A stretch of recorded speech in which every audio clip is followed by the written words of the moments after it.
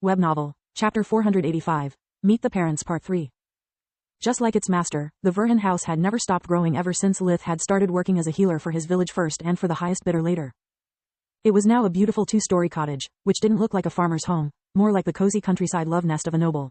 The walls were entirely made of stone and the sloping roof was covered with high-quality tiles.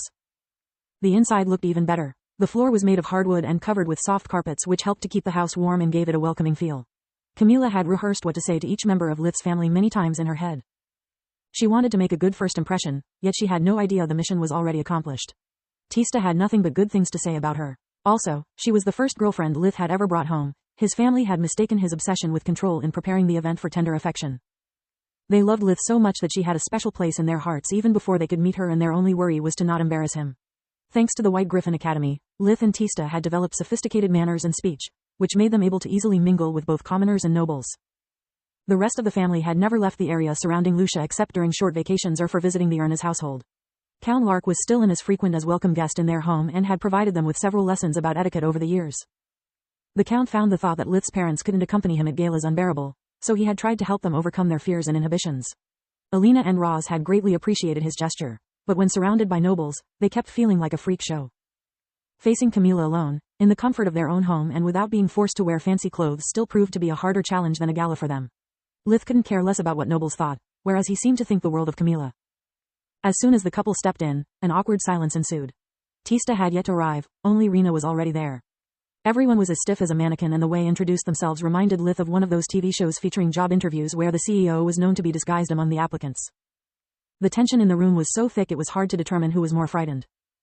Luckily, kids had no sense of shame nor care for any form of etiquette. Big bro, Aaron had turned 2 years old just a few months before.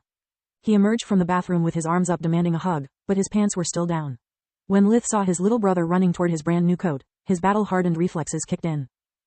You shall not pass, Lith yelled as small wisps of light surrounded Aaron while spirit magic lifted him off the ground. The light was just for show, so he wouldn't scare people with an invisible force. What were you doing in there, young man? Lith tapped his foot while his parents recovered Aaron's pants, which laid on the floor like a fallen soldier. Pooh, Aaron was proud of his ability to use the bathroom and not need diapers anymore. Did you clean yourself up before barging in here? Did you at least wash your hands? Maybe, Aaron wasn't sure. He clearly remembered of being almost done when he had heard his brother's voice. The rest was kind of fuzzy. Alina took her son between her arms and brought him back to the bathroom. I'm so sorry, Lith said with a remorseful tone as fake as a $3 bill, beating the embarrassed Roz to the punch. That's why I hate kids, he added with a purposely audible whisper into Camilla's ear to break the ice. They are noisy, smelly, and messy. That's not true. Boys are smelly, girls are clean, Laria protested while tugging Lith's pants. My hands still smell like soap. To emphasize her point, she put them under Lith's nose as soon as he lifted her in his arms. Duly noted. Laria, this is my girlfriend, Camilla. Camilla, this is my soap-scented niece Laria. She dreams of one day becoming a princess. Nice to meet you, Laria. Camilla shook Laria's small hand that quickly escaped her grasp and went for her hair.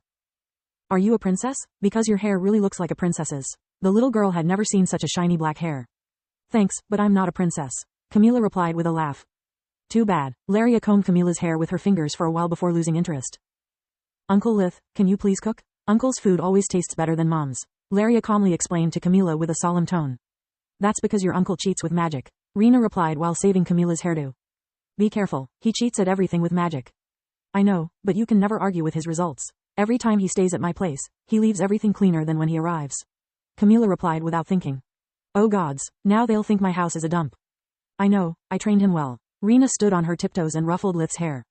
Don't listen to him, he's great with kids too. When Laria was teething, while Rena talked, Tista arrived and the awkward mood faded away completely. Lith left Camilla with his family and put on his kitchen apron, which resembled a mage robe. Fire vision allowed him to check the temperature of all the dishes both on the stove and in the oven. Then he used fire magic to make them cook evenly while he stirred everything with water magic and at the same time cut fruits and vegetables in animal shapes with air magic to make them more alluring for the kids. Camilla had never seen so many ladles and lids float in the air while Lith moved from one dish to another. Between the kids and Lith's skills with domestic chores, they had a lot to talk about. Camilla also learned about their past hardships and Tista's illness. Camilla was moved by how tight-knit the Verhan family was, being able to talk about such a sad past with a smile on their face. Instead of being emotionally scarred, like it had happened to her, leaving her afraid of any form of commitment, they had overcome it together and their lives were better for it. Can I do something to help you? Camilla joined Lith in the kitchen to resist the temptation to share her troubled past with her family. My problems are my own. They don't deserve me ruining this day by talking about sad things, she thought. Of course, Lith replied as the words, kiss me. I'm a wizard in the kitchen and I'm good at cooking too. Appeared on his apron thanks to a light magic spell. While Camila was still laughing at his stupid joke, Lith took her in his arms and gave her a long but soft kiss. Why did you do that? She blushed while looking at the rest of the family who was quick to turn their heads around. Kids excluded, of course. Because you look like you needed it. Lith shrugged. Stop worrying now. This is not a mission nor a job interview. This is just a lunch for the Verhan family and today you are part of it. Alina and Roz shared a glance and clenched their fists in silent triumph while Camila found herself hoping it wouldn't just be for today.